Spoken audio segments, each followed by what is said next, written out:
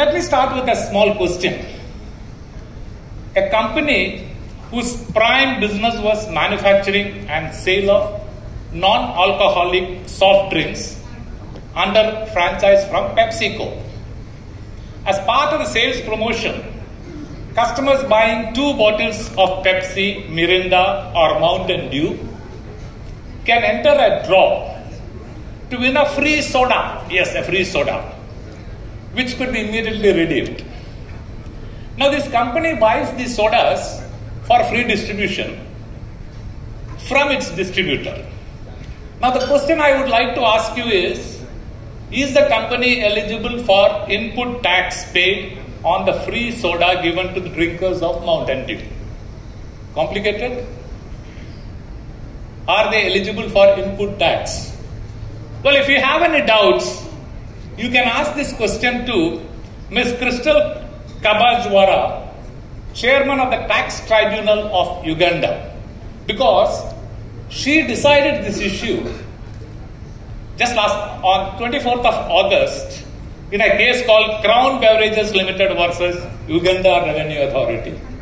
I don't know whether she remembers the case, but to make your day a little lighter, I should tell you she allowed it. A very good judge. To repeat, once a legendary cricketer Bradman was stamped out in the very first over, and the wicketkeeper shouted, "How's that?" The umpire didn't move. Then he went to the umpire and said, "What you can't see is out." The umpire said, "All these people have come to see Bradman bat, not to watch your monkey tricks. I know you're all here not to watch my monkey tricks. I put you on to the Bradmans of the day." Thank you.